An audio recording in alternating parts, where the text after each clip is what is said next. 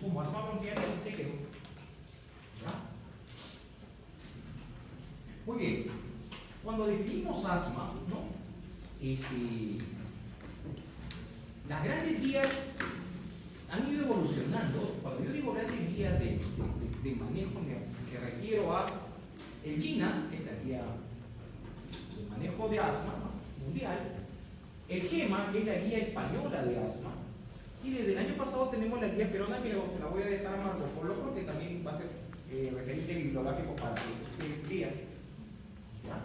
Porque a veces uno tiene la mala costumbre de pensar o de creer que lo que está en la diapositiva es lo que va a ingresar en el examen. Y si esa es su percepción, está muy equivocado.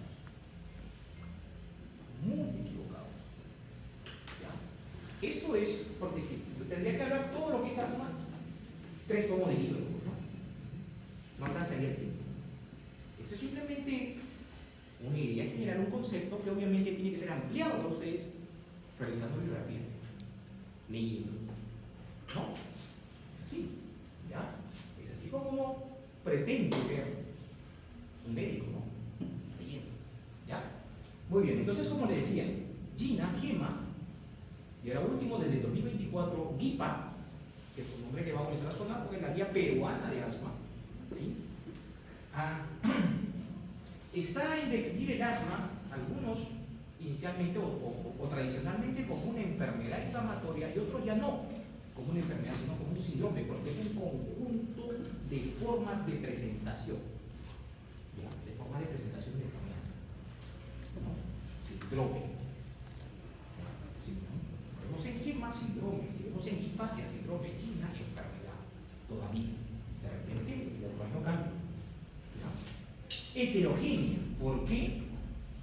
Porque va a variar de repente de persona a persona en su forma de presentación y de repente inclusive en la misma persona. Es heterogénea. ¿Ya?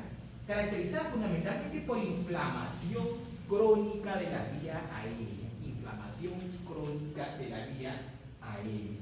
Y esta inflamación puede ser constante, si es que obviamente uno no la maneja, ¿no? Y no necesariamente producir síntomas inicialmente, pero la inflamación está ahí. ¿Ya? Que obviamente, como les dije, ataca las vías aéreas inferiores, bronquios y fundamentalmente bronquiolos, ¿sí? Que produce como síntomas algo que a nosotros sí nos suena, porque todavía lo hemos escuchado, que se llama sibilancias. Que son las sibilancias, el sonido que se produce por el estrechamiento de la luz bronquiolar o bronquial, ¿no? Por turbulencia, por inflamación, ¿no? Por hiperplasia en músculo liso, porque está con moco alrededor. Para poner moco se produce ese sonido característico que alguna vez lo hemos escuchado. O nosotros lo tenemos porque somos asmáticos, o hemos escuchado a un familiar, ¿no? Un niño, un adulto, o un amigo, o de repente algún paciente, ¿no? Más de una vez. Disnea. ¿Qué es la disnea? Es la percepción de falta de aire, de sensación de falta de aire, que también es característico, que también se puede presentar en un paciente asmático, ¿no? Y que esta disnea en un paciente asmático se puede exacerbar, ¿no? Cuando se expone a algún alergeno o de repente cuando hace alguna actividad física, ¿no? Y que también puede producir opresión torácica, es algo que también lo puede presentar un paciente con asma, ¿ya? Y que esta opresión torácica también puede empeorar con el ejercicio o de repente variar en el transcurso del día, más temprano por la mañana o por las noches, ¿ya? Y un síntoma cardinal es la tos. No es patognomónico, pero es no cardinal. La gran mayoría de pacientes asmáticos tosen, ¿no? Tienen una tos que es más pronunciada por las noches, temprano por la mañana, se tiende a mejorar durante el transcurso del día, ¿no? Esa tos tiene que ser, en su gran mayoría, una tos poco productiva, o seca o más tasa de expectoración. Muy bien, entonces, no olvidemos estos conceptos, ¿ya? Y aquí, por ejemplo, ya tenemos pues lo que dice GEMA y lo que dice GINA, ¿ya? Dijimos, ¿no? Inflamación crónica de las vías respiratorias donde van a participar diferentes tipos de células, más adelante vamos a ver cuáles son, y mediadores de inflamación, de los cuales estuvimos hablando un poco cuando hablamos de terapia biológica, ¿no? La clase pasada, ¿no? Y también condicionada por factores genéticos. Ya se sabe que el paciente asmático tiene un componente genético que lo hace predisponente a sufrir la enfermedad, ¿ya? Pero que el asma no solamente es un componente genético, sino otras cosas más. ¿Qué cursa con hiperreactividad bronquial y obstrucción variable del flujo aéreo?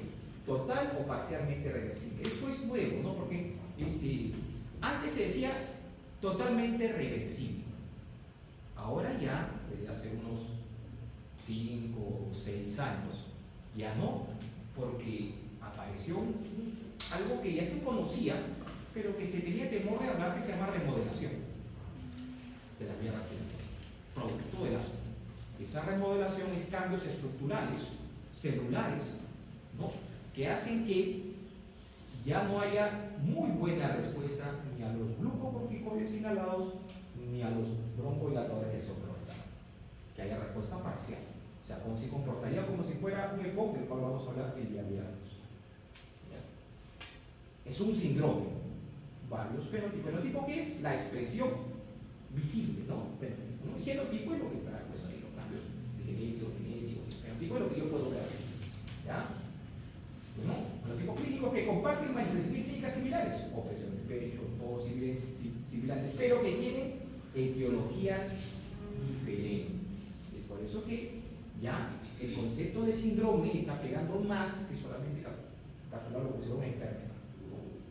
Lo que tiene múltiples presentaciones, varía dentro de la misma persona, entre personas, ¿no? Y varía en el tiempo.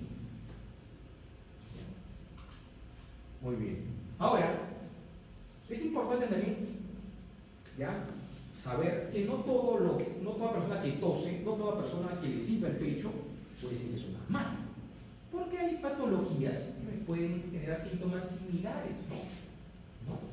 Las bronquiectasias, la insuficiencia cardíaca, puede generar tos, disnea y silbido de pecho, pero ese paciente de repente no es asmático, lo que tiene es una falla cardíaca, ¿ya? Las obstrucciones de vía aérea, algunos medicamentos, la enfermedad pulmonar obstructiva crónica, ¿no? Enfermedades intersticiales, en especial cuando estas están asociadas a lo que nosotros llamamos bronquiectasias de Blackstone. Se pueden cursar con tos, silbido de pecho, ¿no? ¿Ya? Entonces yo podría pensar que es un paciente asmático, pero de repente me estoy equivocando. Entonces hay que abrir un poco más el espectro, ¿ya? Aquí tenemos un mapamundi, ¿no? Y miren, afecta más a casi 340 millones de personas en el mundo. No es poca cosa. ¿Ah? Ese es un dato importante. Pese al avanzado que está la medicina, sigue habiendo un subdiagnóstico, ¿no?, cuyo rango es amplio, entre 19 y 73%. ¿Ah? O sea, subdiagnosticados, o sea, pacientes que tienen asma y que todavía no lo estamos viendo. Si esto fuera cierto, esto aumentaría ya para llegar pues casi a los 500 millones, ¿no? Entonces hay un subregistro, ¿ya? 65% de los pacientes con síntomas de infección no consultan, ¿no? Es una cosa, no, ya me va a pasar una tosecita normal, es una tosecita normal, porque piensan que la tos es normal, ¿no? Es un concepto bien arraigado, en especial en esta parte de Sudamérica, ¿no?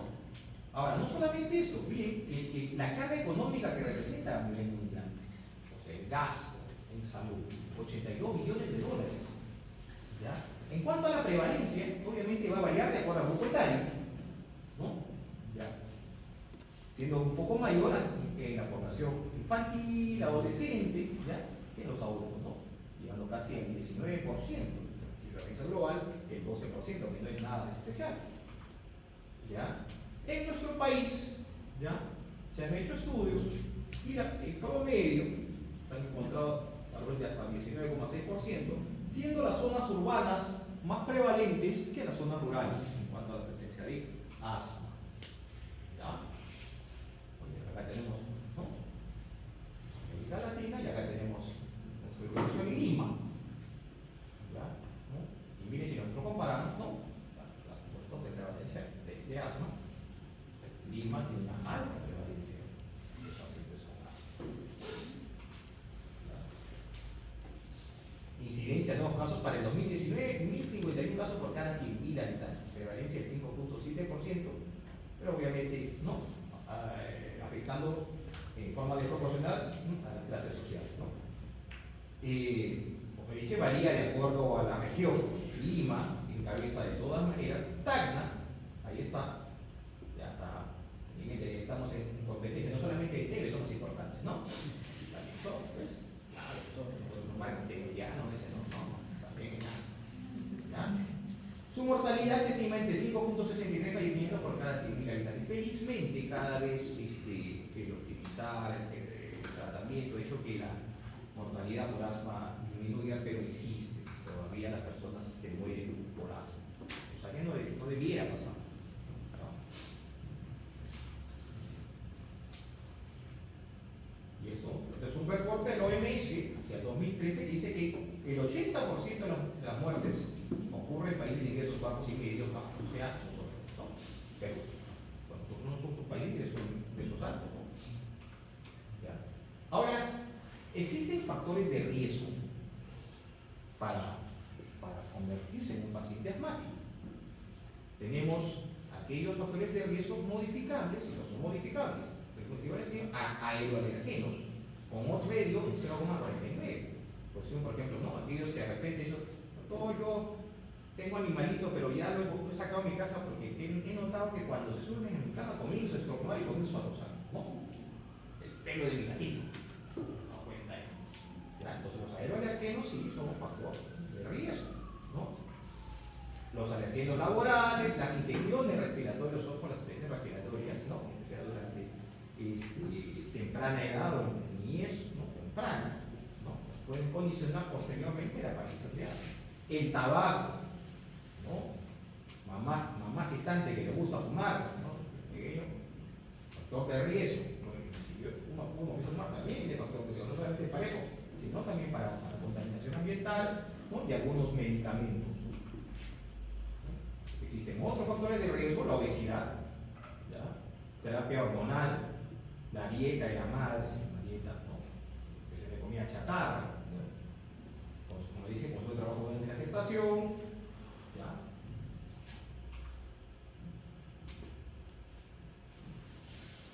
Personas con antecedentes ya de atopía, de alergia, ¿ya? Con rinitis, ¿no? ¿Ya? Prematuros, mamás que han tenido preeclampsia, mamás adolescentes o añosas, ¿ya? La menarquia temprana, son factores de riesgo que se han visto que correlacionan con la aparición de asma, ¿no? ¿Ya? Y aquí tenemos, por ejemplo, dos vías bronquiolales, ¿no? Una vía aérea sana, y se dan cuenta aquí el cambio que sucede en un paciente con un asma, ¿no? ¿Ya? Va a haber hiperreactividad y producto de esa hiperreactividad va a haber hiperplasia del músculo liso con inflamación, ¿no? Engrosamiento, ¿no? ¿Ya? ¿No? Va a haber también ya compromiso a nivel subepitelial con fibrosis, y si esta no es manejada tempranamente va a producirse la remodelación, ¿ya? Va a producir, ¿no? Hipersecreción de las células Robert, los células reniformes, con mayor producción de moco, ¿ya? Vimos que esto, ¿no? Esto es lo que parece la acetilcolina, ¿no? La mayor producción de moco a través de los receptores M3, ¿no? Y, como hemos visto también en la parte farmacológica, incremento en la luz bronquial no solamente de hiperrogación, sino de eosinófilos y neutrófilos, dependiendo del tipo de asma del paciente. Fundamentalmente, eosinófilos, ¿no? Y con todo lo que estos producen y generan daño, ¿no? Y adherencia o permanencia de ese efecto inflamatorio de la vía aérea, ¿no? Miren, cuando se trató de ver la fisiopatología, ¿no? Del asma, ¿no? Fundamentalmente se dijo el asma es el gen alérgico y tiene que ver bastante con los eosinófilos, porque los eosinófilos tienen que ver con la respuesta alérgica, ¿no? Igualito que la inmunoglobulina. Pero después comenzaron a aparecer cuando los estudios dijeron no, está bien, sí, los eosinófilos son importantes, igualito la inmunoglobulina también es importante, pero hay pacientes que no tienen eosinófilos elevados en vía aérea. Igual hacen broncoconstricción, hiperreactividad, inflamación. Entonces vieron que no todo es inflamación eosinofílica, sino puede haber inflamación mixta o neutrófílica, ¿no? Dentro de la inflamación eosinofílica también comenzaron a ver que inicialmente, oye, sí, entonces el linfocito que es el que produce este tipo de reacción con quimiotaxis y mecanismo de acción y atrae eosinófilos es el TH2. ¿Listo? Y apareció unas publicaciones con TH2. Y TH2 y sus mediadores inflamatorios o interleuquinas producidas, ¿no?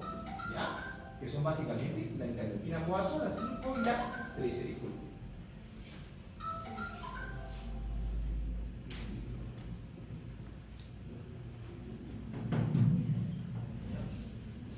Pero después vieron que existían otras interleuquinas, ¿no?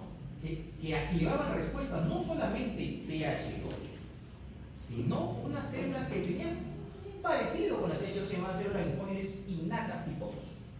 Y estas medios inflamatorios se llamaban alarminas, que son las que primero entran en contacto una vez que ya sea alergeno, virus, ¿no? Pelito de animales, ¿no? Polvo de la casa, detritus de los ácaros, qué sé yo, ¿no? Generan una respuesta a nivel del epitelio bronquial o bronquial, ¿no? ¿Ya? Los primeros que entran en contacto y se activan son estas alarminas. Y estas alarminas, ¿no? Van a activar, ¿no? Los linfocitos TH para que estos a su vez se diferencien en TH2 y también van a activar las células linfoides innatas tipo 2. Y primero que nada, estos linfocitos TH2, ¿no?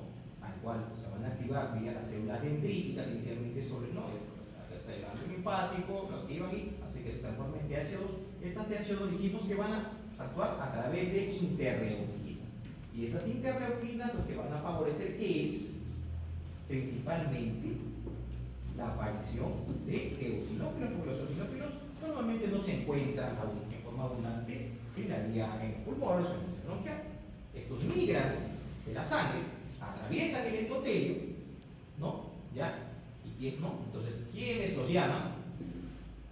Estas interleuquinas, la 4, la 5, fundamentalmente la 5, ¿no? Y por otro lado, estas interleuquinas también van a actuar, ¿no? Sobre las células tipo B, las células B, los linfocitos B, para que estos a su vez se conviertan en células plasmáticas y estas células plasmáticas se conviertan en inmunoglobulina. ¿Y qué inmunoglobulina? La inmunoglobulina E. ¿No? Entonces va a producir inmunoglobulina E, ¿no? La inmunoglobulina E. Entonces, cuando haya otra vez exposición a un alergeno en una segunda oportunidad, van a aparecer estas inmunoglobulinas C que se van a unir a sus receptores tanto en los mastocitos como en los basófilos. ¿Para qué? Para que se produzca degranulación de ¿quién? De histamina, pues, ¿no? La histamina me va a producir edema, producción de moco, broncoconstricción, hiperplasia, ¿no? Eso por un lado, hablamos de la parte alérgica con inmunoglobulina, ¿no? Pero por otro lado, estos eosinófilos, que han sido atraídos por quimiotaxis, también me van a producir daño, inflamación, aumento de secreción, ¿no? ¿Ya? Hiperplasia músculo liso, ¿no? Y también lo van a hacer las células linfoides innatas tipo 2. Estas células linfoides innatas tipo 2, de cuales se conoce hace un poco más de 10 años, ¿no? Que también, ¿no? Me van a producir cambios similares al linfocito TH2. Esto hablando de la parte eosinofílica del asma. No, recordemos que existe un asma no tipo 2, en el cual no van a actuar 4,5,3, ni prostaglandina, los eosinófilos, ni la inmunoglobulina E, sino fundamentalmente los neutrófilos y TH1 y TH17. Y acá también existe una célula linfoide innata, pero tipo 1, ¿no? que va a producir igual interleuquina 8, 17, 23, que van a producir también daño sobre la pared bronquial o bronquiolar. Muy bien, entonces, aquí tenemos un cuadrito más o menos que resume la acción de cada tipo alérgico. Esto sería básicamente en base a la celularidad. Esto sería una fenotipificación en base a celularidad, ¿no? ¿Ya? ¿Cuáles son más prevalentes de lejos? El asma eosinofílico es mucho más prevalente que el neutrofílico o tóxico. Ya la edad de inicio normalmente de asma eosinofílico es temprana, porque el gran porcentaje son eosinofílicos. tienden a ser más neutrofílicos. ¿Ya? Los medios inflamatorios no mixtos son diferentes. La severidad, obviamente, es más severa el asma no alérgica porque no, pero el asma alérgica tiende a exacerbarse más, pero es más severa cuando se presenta una exacerbación. La respuesta es buena, ¿no? Casi siempre a los corticoides inhalados. El asma neutrofílica no, porque el corticoide inhalado lo que hace es reducir el eosinófilo, ¿no? Su acción sobre el neutrófilo es pobre. ¿Ya? Esta puede cruzar, ¿no? La alérgica con IgE elevado, no siempre, ¿no? Y tiende a presentarse con test positivos, esta no. ¿Ya? Muy bien. Y seguimos con la parte de no. Entonces hemos dicho que el asma ya estamos empezando a pensar que puede ser un síndrome, ¿no? ¿Por qué? Porque hay variedad de presentación. Alérgica, no alérgica, unas que inician tempranamente, otras de inicio tardío, otras con limitación del flujo aéreo. ¿Qué quiere decir eso? Que ya no son totalmente reversibles, otras asociadas a la obesidad, otras asociadas al ejercicio, otras asociadas a los aires. Entonces, ya comienza a haber diferentes formas de presentación, que si bien es cierto, comparten síntomas similares, todos su presión de pecho, sentido, sus orígenes comienzan a ser diferentes y por ende sus tratamientos deberían ser también diferentes. No podemos tratar por igual a todo tipo de asma. Entonces, esto se llama medicina de precisión. ¿Ya? Es lo que se está tratando de hacer ahora últimamente con asma. ¿No? ¿Ya? Hacer lo mismo, ¿no? Bueno, hay variedades, ¿no? El asma asociada a aspergillosis pulmonar alérgica, el asma asociada a aspirina, o al aire, el inicio tardío, lo obeso, ¿no? A veces el menos respondedor, el neutrofílico, ¿no? Entonces, son diferentes formas de presentación con endotipos que son los mecanismos fisiopatológicos subyacentes, ¿no? Eso es el endotipo, es el mecanismo que genera este cambio que va a ser expresado mediante el fenotipo, ¿no? ¿Ya? Ahora, hemos hablado de los factores de riesgo, pero una vez que uno tenga establecida la enfermedad, también existen factores desencadenantes. ¿Desencadenantes de qué? De persistencia del cuadro o de exacerbaciones. ¿Ya? Y aquí tenemos, entre los inflamatorios, alergenos, infecciones, el ejercicio, los cambios de temperatura, las emociones, la ansiedad. Lo hemos visto más de una vez, la persona está bien, entre comillas, controlada, y después una emoción fuerte, un problema en la casa, en el trabajo, de repente de pareja, así comienza con su cuadro de ciclo de pecho, ¿no? Ocupacional, exposición laboral, y otros acá tenemos al tabaco, ¿no? Algunos medicamentos, también, que hemos visto en la clase anterior, ¿no? Los AINES, los YECAS, los beta-bloqueadores, ¿no? Ahora, esto es importante cuando yo me enfrento al paciente, ¿ya? Y eso lo tendrían ustedes que saber, porque ustedes también van, cuando ya sean médicos y estén trabajando en su centro de salud, haciendo su ser, ¿no? Hay algunas cosas que sí podrían ayudarte a sospechar, ¿no? ¿Ha tenido de repente alguna vez, ¿no? Silbido de pecho, ¿no? Ha tenido un resfrío que le dure más de la cuenta, 10 días, 15 días, 20 días y sigue con esa tosecita que no le pasa, ¿ya? Suele toser por las noches o temprano por las mañanas, ¿no? ¿Ha usado alguna vez algún medicamento o algún inhalador y se ha sentido bien al usarlo, ha mejorado? ¿No? ¿Ya? Ha experimentado silbido de pecho, ¿no? Ya cuando está cerca algún tipo de alperito animal o se pone algún olor fuerte o en la casa que está lavando y en la lejía de repente le ha generado una tosecita o algo así. Entonces son cosas que yo tranquilamente podría, ¿no? Y se han hecho estudios sobre eso y para ver qué tanto correlación, ¿no? Qué tan sensibles, específicos, qué tanto valor predictivo negativo, valor predictivo positivo tienen, ¿no? Los diferentes síntomas, ¿no? El problema es que los rangos son bien amplios, ¿no? Por ejemplo, para la tos tiene una sensibilidad que va desde el nivel bajísima, hasta el 66, que tampoco es alta, ¿no? Una especificidad igual, un valor predictivo. Entonces, en realidad, ¿no? Todos estos síntomas en conjunto me orientan a, por sí solo, poco probable, ningún hepatoneumónico, ¿ya? Pero uno va sumando síntomas y signos para acercarse al diagnóstico, ¿no? ¿Ya? Y aquí tenemos una aproximación, es un programa de cómo diagnosticar asma, ¿no? ¿Ya? Lo primero que obviamente solamente yo tengo que hacer, si yo tengo todo eso que he preguntado, ¿no? Lo tengo positivo, ¿no? Ya tengo antecedente familiar, atopía, qué sé yo, ¿no? Entonces, ¿qué yo debería hacerle al paciente? Confirmar mi sospecha mediante una espirometría. La espirometría, no, es una prueba que lo que me va a determinar básicamente es si el paciente tiene obstrucción bronquial o no, viendo que la capacidad vital forzada y el volumen expiratorio al primer segundo, ¿no? Y la relación que existe entre ellos y la respuesta que puede haber cuando yo uso un broncodilatador, ¿no? Ya, entonces, si yo tengo una relación entre el volumen expiratorio forzado y la capacidad vital forzada menor a 0.7, yo puedo sospechar que el paciente tiene una relación de obstrucción. ¿De obstrucción? ¿Ya? Ahora, ha ido cambiando este concepto, sí, ¿no? O sea, si bien el sitio 76 es un dato del GEMA 5.4 que saltó a 34.25, ¿ya? Ya las nuevas guías de la Asociación Americana de Tórax, de la Asociación de la Sociedad Europea de Tórax, ya está dejando de lado el valor de menor de 0.7. ¿Por qué? Porque los adultos mayores pueden tener relación menor a 0.7 y no necesariamente tener obstrucción. ¿Ya? Entonces podríamos estar sobrediagnosticando asma. Entonces, para evitar eso, apareció lo que se llama LIN. ¿Qué es el LIN? Es el límite inferior de la normalidad, que va a variar de acuerdo al voluntario. ¿Sí? ¿No? Pero GEMA, para evitarse complicaciones todavía, ¿no?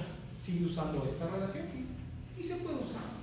¿Ya? Pero hay que saber que en los adultos mayores podría sobrediagnosticar.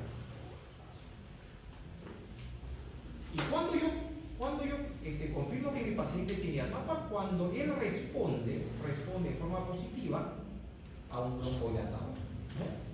A un broncodilatador, ya sea salbutamol, ¿no? 400 miligramos o 80 miligramos de bromuro. Se lo doy, espero que pase un tiempo prudencial para que el medicamento haga su acción y le vuelvo a tomar una espirometría y veo que este BF1, ¿no? Que estaba venido a menos porque estaba la vía aérea obstruida, ¿no? ¿Ya? ¿Qué es el BF1? El volumen expiratorio forzado al primer segundo, ¿no? ¿Ya? Mejora. ¿En cuánto mejora? En 12% y 200 mililitros. Tienen que hacer los dos cambios, 12% y 200 mililitros. O más del 10% del valor teórico. ¿No? Van a haber casos en los cuales yo le aplico una espirometría, tengo síntomas, el paciente siempre tose por la mañana, desciende el pecho, cuando se pone alergenos comienza a toser, se cansa rápidamente, se agita, le pone el pecho y digo, no, ese es un asma, es un asma. Le hago una espirometría normal. Pero si es un asma, clínicamente es un asma.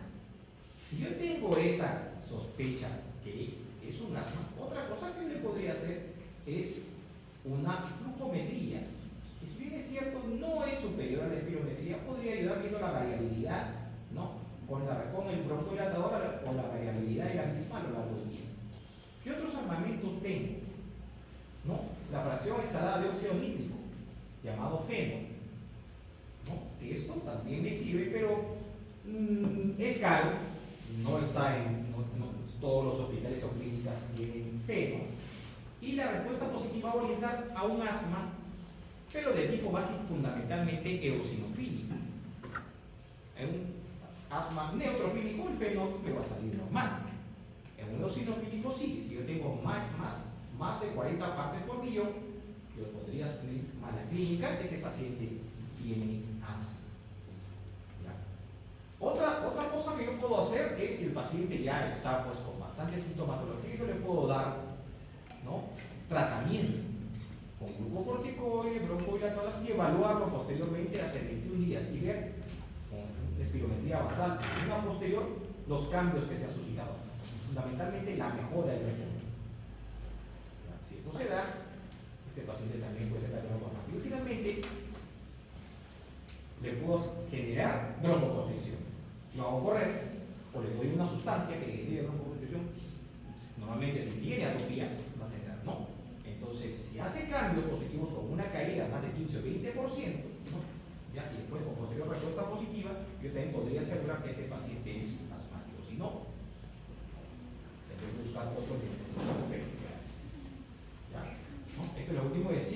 básicamente, ¿ya? Acá hablamos de link, ¿no? De link o puntuación Z. ¿Ya? Esto es lo último, ¿no? Ya, esto ya es, no está lo último porque es de 2022, pero es lo que la Sociedad Europea y la Sociedad Americana de Tórax ya está tratando de establecer como estándar, que nosotros como neumólogos ya lo tenemos claro, pero que se está introduciendo poco a poco para cambiar el paradigma de la relación menor-70. Y como les dije, miren, el adulto puede tener una relación menor-70, 68, 66, 64, y eso no significa, no, menor-70, eso no significa que sea obstructivo. Recién para que en uno de 70 años empiece construcción debería estar menor de 64. O sea, puede tener 65, 67. Y si yo ya lo catalogo como menor de 70 y lo tacho como si fuera un obstructivo, de repente estoy haciendo mal y solo diagnosticar. Ven aquí, esta es una curva de volumen tiempo y de flujo volumen, que es la que nos bota la espirometría, ¿no? Entonces, ¿por qué se genera esa curva? ¿No? ¿Y por qué comparamos la curva normal del volumen espectro por segundo con la curva de un asmático, ¿no? ¿Qué pasa? Normalmente nosotros cuando soplamos en un espirómetro, soplamos, ¿no? Rápido y fuerte, y normalmente en el primer segundo, ¿no? Alcanzamos en promedio el 80% de nuestra capacidad vital, de todo lo que soplamos. Así pues, seguimos soplando, ¿no? Pero, ¿no? El primer segundo normalmente representa el 80% de nuestro volumen. Soplamos desde aquí, de cero. Primer segundo, eso normalmente representa el 80% de tu capacidad vital forzada. ¿Ya? ¿Por qué? Porque la vía aérea está libre. ¿Ya? Entonces, va a salir aire. Lo puedo hacer. ¿Qué pasa en un asmático? Hay hiperplasia bronquial, hay inflamación, hay moco. ¿Qué va a hacer con el lumen? Está así. Ya no va a estar así, sino va a estar así. Entonces yo voy a intentar soplar y al primer segundo, por más que sople fuerte, el aire no va a poder salir. ¿Ya? Entonces, el volumen forzado al primer segundo va a estar menor. ¿Ya? Podría alcanzar de repente el volumen y la capacidad vital forzada, podrá ser la misma, porque iré soplando hasta que alcance la capacidad vital forzada, sí. Pero, inicialmente va a haber una obstrucción, esa se va a mantener. Si yo le doy un bloqueador, podrá mejorar, ¿no? De cierta forma, idealmente podría llegar hacia la normalidad, pero a veces no. Va a haber una respuesta parcial. Muy bien, esto lo mismo sobre diagnósticos diferenciales, ¿sí? Ya vimos que no todo lo que tosis silva es asma, ¿sí? Ahí tenemos visión neoplasias. Insuficiencia respiratoria, bronquiectasia, fibrosis quística, insuficiencia cardíaca, hipertensión pulmonar. Muy bien. Esta es una clasificación que ya tiene en realidad bastantes años. ¿Ya? Es una clasificación que tiene que ver básicamente con la severidad de los síntomas, ¿no? Los hallazgos espirométricos, ¿no? Que ya casi está siendo dejada de lado porque más que todo lo que interesa en asma es lograr control. ¿Ya? Entonces, ya la clasificación es diferente, después se la voy a pasar. Pero todavía sigue teniendo interés porque nos permite, de cierta forma, ¿no? Ver si estamos, ¿no? Todavía con síntomas intermitentes, leves, o ya síntomas que nos conocen en un asma grave, ¿no? Y que va a estar básicamente dado por la presencia de síntomas, silbido de pecho, tos, y qué tan frecuentes son a lo largo de los días o semanas, qué tantas veces despertar estos turnos, qué tanto se presentan, ¿no? Qué tanto necesito el medicamento de rescate. ¿Ya? El medicamento de rescate, que sea de paso, ¿no? Lo ideal es que se dé menos, especialmente dos agonistas de acción corta. ¿Ya? ¿Qué tanto me limita ya? Me está limitando mi enfermedad, mi actividad diaria, ¿no? Mi trabajo, mi actividad en casa. Mi BEP, eso básicamente son valores dados por la espirometría, que tanto está mermada, ¿no? Esto es el PEP, básicamente esto es el flujo, ¿no? Y según esto, ¿no? Nosotros podríamos encajonar al paciente en asma leve, moderada o grave, ¿no? Asma leve, obviamente, para la tanto el asma intermitente como el persistente leve, el moderado normalidad casi todos los síntomas son diarios, ¿ya? ¿No? A menudo 7 veces a la semana, hay una vacuna menor del 70%. Pero acá no habla nada de tratamiento. Por eso, esto es básicamente la severidad. Acá no habla nada de tratamiento. Pero ya la idea cambió. Y la idea es significa que el paciente no lo puede medir sin tratamiento, porque tiene que usar tratamiento. Entonces, lo ideal es saber si logro o no logro control. Y por eso que se vio, ¿no?, de la clasificación de asma, de acuerdo a control, en bien controlada, parcialmente controlada y mal controlada. Bien controlada cuando con el tratamiento instaurado logro que no haya ningún síntoma diurno con menos de 2 días al mes. Que pueda hacer mi actividad sin ningún problema, que no tenga síntomas nocturnos y el tratamiento nocturno que no tenga necesidad, o si es que sea menos de 2 días al mes de uso de una terapia de rescate, ¿no? Que mantenga mi función pulmonar adecuada, más del 80% del teórico, ¿ya? Y que no presente ninguna exacerbación. Si consigo eso, más de 3 características, digo, estas características diré que yo tengo un asma controlado. De no ser así, hablaré de parcialmente controlado o mal controlado, ¿no? Ahora, obviamente, para lograr el control, ¿no?, ¿qué tengo que buscar? Reducir mis síntomas o eliminarlos. Que el mecanismo de alivio casi no lo utilice, o lo utilice muy poco, que vamos al mecanismo de alivio, vamos a llamarlo beta-2 aumentación corta, ¿ya? O anticolinérgico de socorro. Vamos a llamarlo, porque después lo voy a decir, porque ya no debiera ser ese medicamento, ¿no? Que mi actividad no se altere, mi actividad física, y que mi función pulmonar se preserve. Tengo una buena función pulmonar. Eso es lo que yo tengo que alcanzar para el control.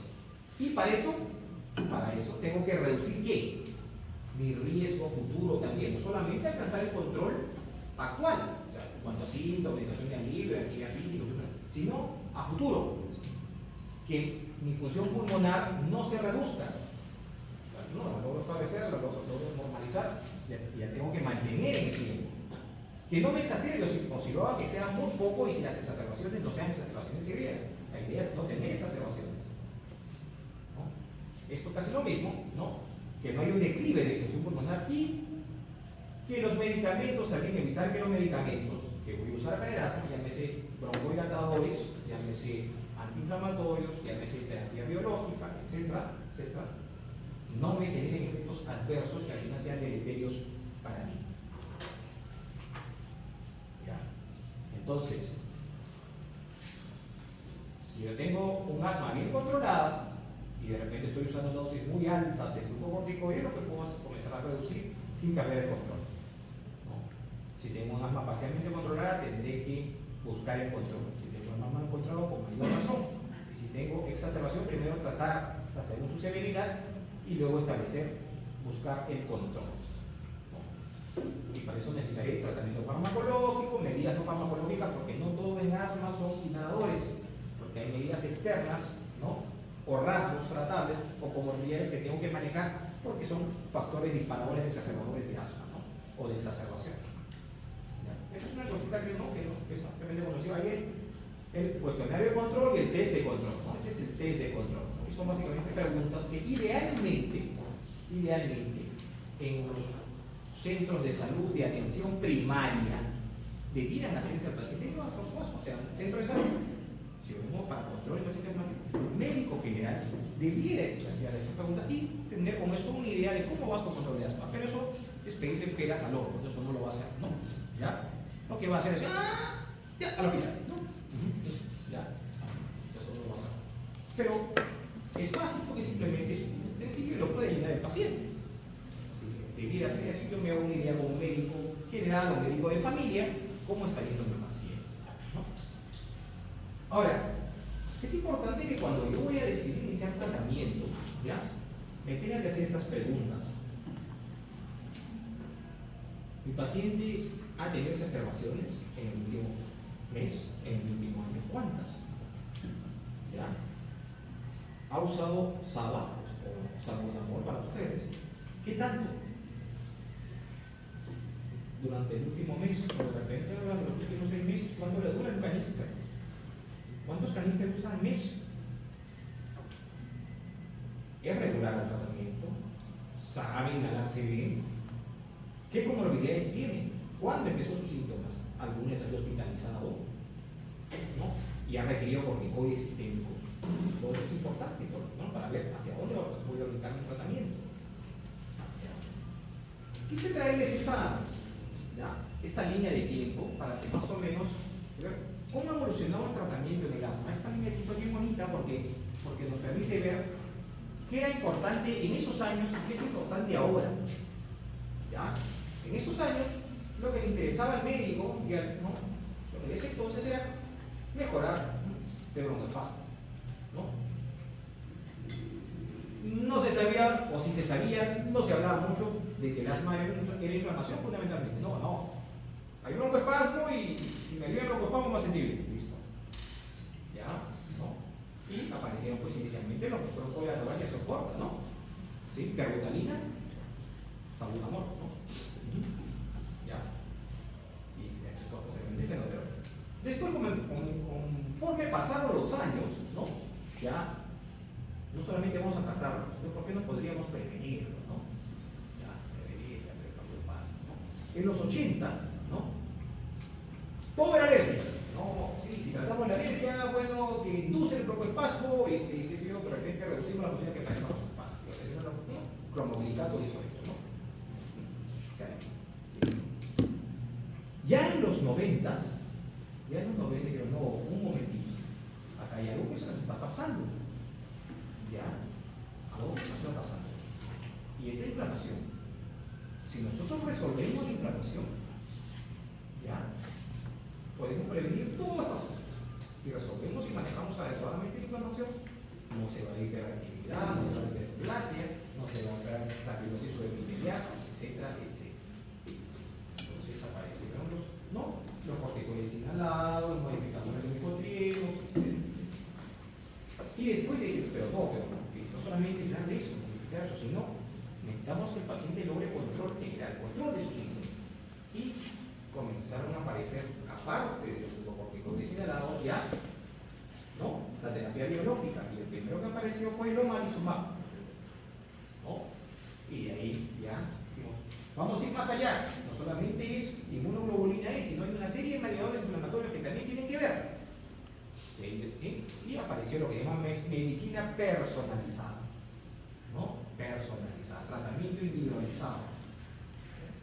¿En base a qué? A características, biomarcadores, alteraciones genéticas o inmunomoduladores. Entonces, así es como vamos con el asma, cada vez más centrándonos en el paciente, sus características. Muy bien. Entonces, cuando hablamos de medicación en asma, se divide básicamente en dos grupos. ¿Ya? Terapia de rescate y medicamentos controladores.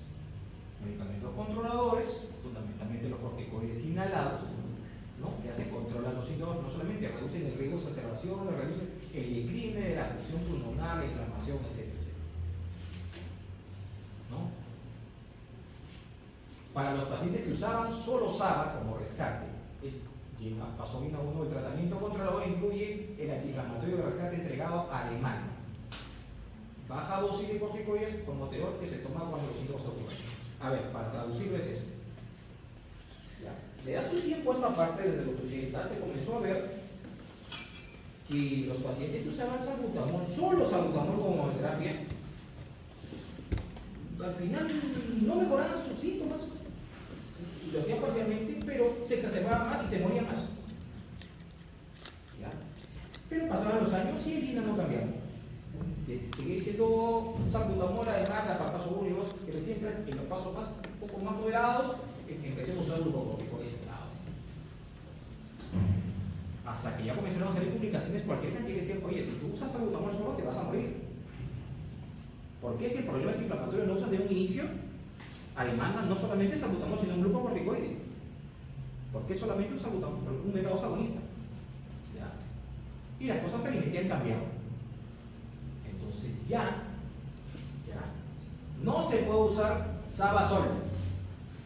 O sea, si yo tengo asma, o uso un glucocorticoide a dosis baja y mi SABA o mi a demanda, o uso una mezcla como esta. Ya dijimos qué características tiene el fructoterol. No es un broncoreactor de acción prolongada, pero de inicio rápido, ¿no? Porque es mixto, ¿no? Es lipofílico e hidrofílico, ¿no? Más un corticoide cuando lo requiere. Si me convence, listo. Eso inicialmente para los pasos, para los primeros pasos. Pero no más SABA solo. En asma, no más SABA solo. ¿Ya? Entonces, eso ya está determinado. ¿Por qué? Porque los estudios lo han marcado. SABA solo, mayor exacerbación, mayor mortalidad. ¿Ya? Entonces, eso es algo que creo que sí, ¿no? ¿Ya? Muy bien. Entonces, acá tenemos una lista de lo que son medicamentos controladores. A la cabeza glucocorticoides inhalados o sistémicos, los antagonistas leucotrienos, ¿no? Los beta-2 de acción prolongada siempre junto en asma, junto con los glucocorticoides nunca solos, en asma nunca solos. Y esto, ¿no?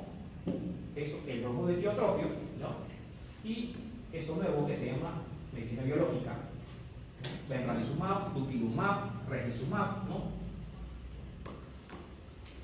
Y dentro de los aplicadores de rescate, métodos de acción corta, ya nunca más solo. Si lo voy a dar, un glucocorticoide inhalado si baja, o la mezcla de un método broncohilatador más un corticoide inhalado. Anticolinérico de acción corta, esta, ¿no? O esta. Como rescate.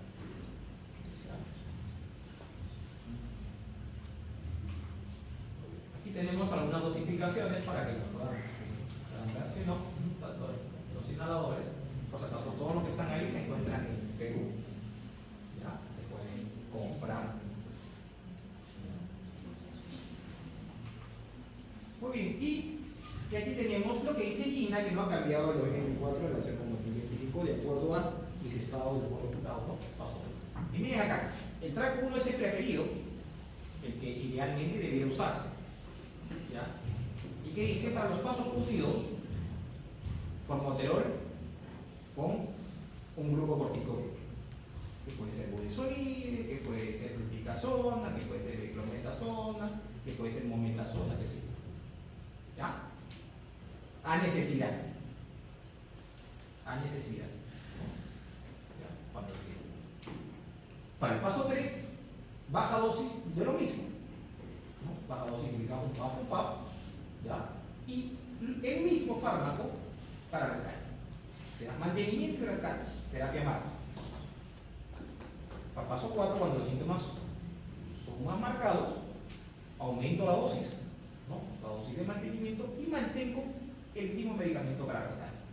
Ya en el paso 5, donde entra el asma severo y el asma grave, ¿no? Ya Gina recomienda adicionar, ¿no? Un antimuscarínico de acción prolongada, como el bromuro de tiotropio, ¿no? O el bromuro de omeclidina, ¿sí? O el glicopironol, ¿no? Ya referir obviamente a un neumólogo, a un centro especializado para la fenotipificación, ¿ya? Y ver si el paciente es o no candidato a terapia biológica. Hablamos de anticuerpos monoclonales, ¿no? Eso es lo que Gina recomienda para, ¿no? En track 1 sea su primer indicación. Pero también existe un track 2, ¿no? En el cual, igualito, yo podría utilizar SABA, dice, solo SABA, pero nunca solo. Si voy a usar un SABA, dice, junto con el SABA debiera tomar un corticoide inhalado sistémico. Corticoide inhalado. Nunca solo. Sí puedo utilizar, ¿no? Un SABA más un corticoide inhalado, o, ¿no? Pero solo nunca. ¿No? Baja dosis de corticoides inhalados y como rescate, o un SABA más un corticoide inhalado o un SABA. Acá no hay problema porque ya estoy usando baja dosis de corticoides inhalados. No lo estoy usando solo. El resto igualito, ¿no? Baja dosis y dosis mediana y igualito se repite casi lo mismo. ¿Qué otras cosas?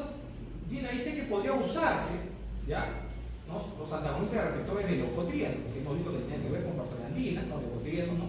¿Ya? Que tienen que ver básicamente con la acción sobre los mastocitos, ¿no? pero no lo pone puesto a la cabeza, pero en algunos pacientes podría ir.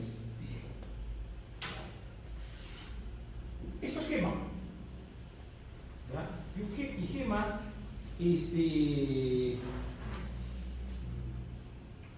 difiere un poco de China en el sentido de que acá no hay dos ramas, acá hay una sola. Acá dice que para el escalón 1, igual, primera línea de acción, formoterol más un glucocorticoide. Y si vas a utilizar un SABA, usa un glucocorticoide inhalado, ¿no? ¿Ya? Que podría ser beclometasona, fluticasona más un SABA. Nunca solo, nunca solo. ¿Ya? No debería. Siempre tiene que ir de la mano con un glucocorticoide inhalado. De preferencia por formoterol más por su mecanismo de acción. Por su mecanismo de acción que esto además siempre. Y glucocorticoide dosis baja desde el escalón 1. Digo, del escalón 2. ¿No? Dosis baja más un LABA y vamos subiendo glucocorticoides inhalados en el escalón 4 más dosis media más un LABA. ¿Ya? Aquí en el escalón 5, porque a diferencia de China que tiene solamente 5 escalones, el GEMA tiene 6. En el escalón 5, la guía española de asma propone ya dosis altas de glucocorticoides inhalados más un LABA y que se podría adicionar ya un LAMA o, miren, un macrólido. ¿Y por qué un macrólido? Porque se ha visto que en el asma que no es eosinofílico ni es alérgico y que fundamentalmente es neutrofílico, la citromicina puede tener un papel importante. ¿Ya? Y al macróleo cada vez le encuentra más funciones, la verdad. Antes era un antibiótico, de ahí era que de ahí básicamente evita la formación del biofilm, de la pseudomonas, ¿no? Inmunomodulador. Y ahora ya un componente antiinflamatorio. ¿Ya? Siguen apareciendo funciones. Y el escalón 6 se parece al 5 de China, ¿no? La Guía Mundial de Manejo de Asma, en el cual ya nos habla de terapia biológica, pero adiciona también algo que también se usa, que se llama termoplastia, que es un procedimiento realizado por ya un neumólogo intervencionista o un cirujano de tórax. ¿No? Entonces, ¿qué hago si tengo? ¿Cómo empiezo a darle tratamiento? ¿No? Si tengo síntomas diarios, despertares nocturnos más de una vez a la semana, ¿no? Voy dosis medias de formoterol más corticoide. Como mantenimiento y rescate. Es lo que tanto China como GEMA me dicen que debería ser mi primera opción. ¿Ya? Si no es así, y tengo síntomas la mayoría de los días despertares nocturnos más de una vez a la semana, ya, si es así, o sea, aumenta mi síntoma, igualito. Terapia MAR, corticoide bajo control de mantenimiento y utilizarlos de rescate también. La ruta 2, utilizar corticoide más LABA y SABA como rescate. Desde la ruta 2. ¿No? Y si tengo ya síntomas más de 2 veces al mes, ¿no? O sea, no es dosis bajas de igualito, formoterol, ¿no? Más un corticoide inhalado solo, en caso necesario, solamente a demanda aquí. Que eso se llama terapia IR, terapia antiinflamatoria de rescate.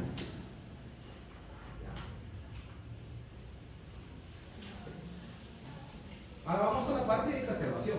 ¿No? Hemos estado hablando de asma, pero vamos a ver la exacerbación, que es lo que nos visita en las salas de urgencia, ¿no? ¿Qué se entiende por crisis de asma?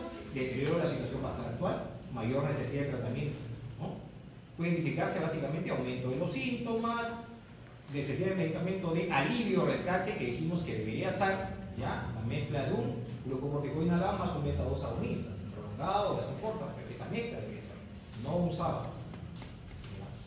Y si es un SABA, yo debería asegurarme de estar recibiendo glucocorticoides inhalados. En función de la rapidez, puede explicar en instalación rápida, menos de 3 horas, y la instalación lenta. Esta es una cosa que se publicó en China, ya en el 2018, que es importante saber. ¿Ya? Que a veces una exacerbación puede ser el debut de un paciente. No sabía que era asmático y debuta así con una exacerbación. Con síntomas marcados, dificultad respiratoria, sibilancia de pecho, presión torácica, ¿no? Y que otra cosa es que las exacerbaciones graves puede ocurrir en cualquier tipo de paciente con asma. Si bien es cierto el paciente con asma controlado tiene menos riesgo de exacerbaciones, ¿sí? ¿No? Las puede presentar. No, obviamente el paciente no controlado va a tener exacerbaciones frecuentemente, ¿no? Pero cualquiera, sea controlado o no, se puede exacerbar. Hay que saber cómo manejarlas. Existen factores de riesgo ¿no? que aumentan el riesgo, posibilidad de exacerbarme si aquí tenemos, ¿no? Miren acá, yo les decía, Gina, 2024, más de 3 caníster, ¿ya? Se asocia a un mayor riesgo de exacerbación y aumento de mortalidad. Usar en forma inadecuada los corticoides inhalados. Mala técnica, mala herencia, ¿no? Para los pacientes que fuman, para aquellos asmáticos que fuman o que les gustan los cigarrillos electrónicos, son factores de riesgo también para descompensación o para exacerbación. Problemas de ansiedad, depresión, problemas económicos, ¿no? Aquellos que ya tienen un PES bajo de base, aquellos que tienen los eosinofilos marcadamente elevados, ¿ya? ¿No? Los eosinofilos son los que más generan exacerbación. Y aquellos que han tenido un antecedente que hay una exacerbación previa, inclusive una persona con una gravedad importante que requirió inclusive estabilización mecánica, tienen mayor riesgo de volver a exacerbarse. ¿Ya? Este es un estudio que se publicó ya, en Pediatric Immunology. ¿Sí? Se realizaron 51 muertes por asma en Australia y se mostró que el 33% de los pacientes quienes habían muerto, ya, 33%, habían tenido un asma libre. 32% nunca había sido hospitalizado y solo 22% habían tenido una admisión de UCI. O sea, lo que le dije. Si bien es cierto que el asma severo o grave es el que más tiende a exacerbarse, cualquier escalón de asma se puede exacerbar. Entonces, con menos frecuencia, mucho menos frecuencia, pero lo puede hacer. Hay que saber manejar. Existen algunos factores de riesgo para muerte por asma. Y aquí tenemos algunos. Dentro de la historia, exacerbaciones previas, ¿ya? Visitas por asma el año pasado, visitas de emergencia, otra vez, ¿no? Dificultad para percibir los síntomas, o sea, la persona tiene el pecho y piensa que no, ya se ha acostumbrado, ¿no? Hay historia social que también puede estar asociada a muerte por asma, comorbilidades, ¿no? Que también pueden estar asociadas a un peor pronóstico, ¿ya?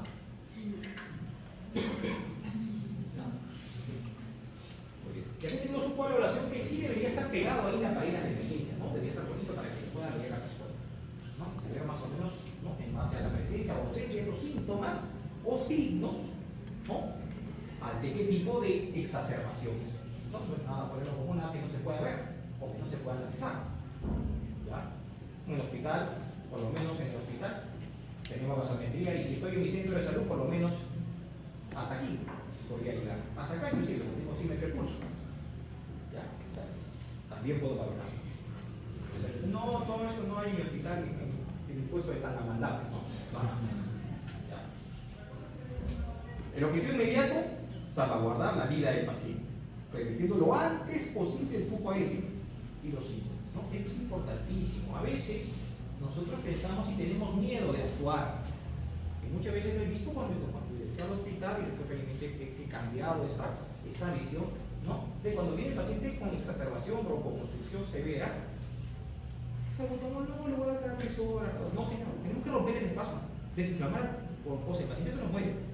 No tengan miedo de usar un broncodilatador. No tengan miedo. 4 o 6 PAP cada 20 minutos, úsenlo. Tenemos que romper el espasmo. Ahora, hay algunas contraindicaciones y las vimos. Si el paciente tiene arritmia cardíaca, ha tenido un IMA en los 15 días previos, ¿no? Tiene una hipertensión no controlada.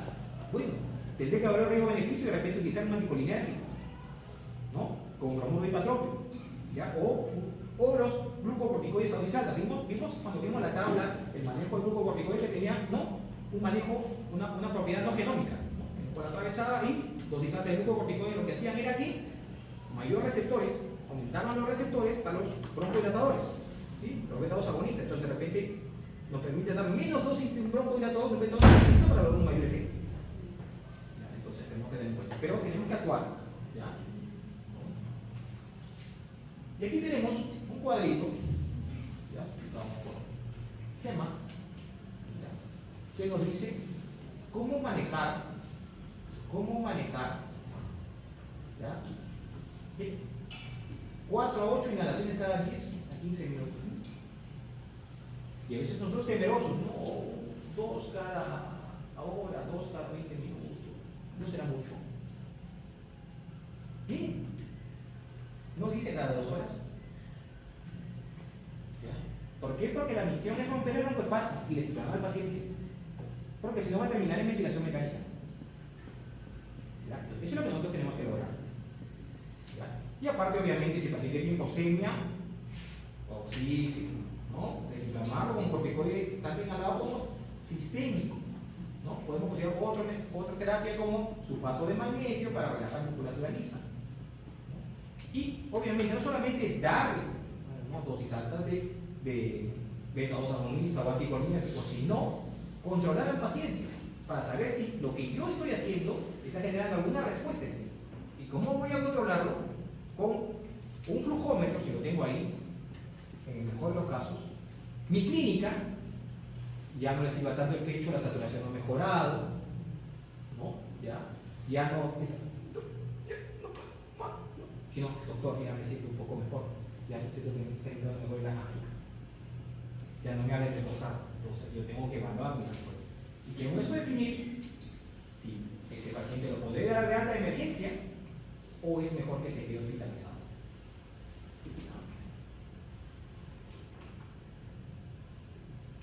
Acá tenemos algunos criterios de ingreso a UCI. ¿Sí? Obviamente si existe su paro respiratorio, si tiene un trastorno a nivel de conciencia, si deteriora de forma progresiva pese a lo que yo le doy, tendré que mandarlo a la UCI y intubar al paciente. ¿Ya? Ahora, esto es importante, por ejemplo, para los médicos generales. ¿No? Cuando el médico general, o sea, ustedes cuando reciben, van a ser los primeros que van a recibir al paciente más, a nosotros no. Nosotros vamos a recibir de ustedes. ¿Ya? Entonces es importante que tengan algunos conceptos para saber cuándo yo me podría quedar con mi paciente y manejarlo y cuándo sería mejor que lo vea el especialista. ¿Sí? Si ha tenido una crisis grave o vital, mejor que lo vea el especialista. Y después si lo controla y me lo regresa, bien. Si tiene crisis reiteradas que precisan atención desde las urgencias, de repente hay algo que yo no puedo controlar y que mejor lo controle el especialista. Si tienen crisis que precisan hospitalización, asma no controlada, sobre todo en caso de córtico-dependencia, o si tienen por ahí un diagnóstico de aspergilosis pulmonar alérgica o una vasculitis, mejor que lo vea el especialista. Si es una gestante, también tiene otro problema, mejor que lo vea el especialista. Si tiene alguna crisis importante desencadenada por un AINES, por una alergia que cursa con anafilaxia, si tiene alguna comorbilidad asociada, para que lo vea no solamente el especialista, sino de repente si tiene reflujo, que lo vea el gastroenterólogo, si tiene una rhinosinusitis, el otorrino, qué sé yo. Entonces son cosas que no, pero esas cosas, ¿quién las va a saber? Ustedes, porque ustedes van a empezar a preguntar, se van a enterar de esas cosas. Entonces van a poder definir si me quedo con el paciente o no. En estas condiciones yo les sugeriría que el paciente lo refiera. ¿No? Si lo tienen en su centro de salud, lo refieren a uno. Si no lo tienen, pues yo no puedo manejar, ustedes lo pueden manejar. Ya saben cómo hacerlo. Bien. Eso era todo lo que les quería hablar sobre las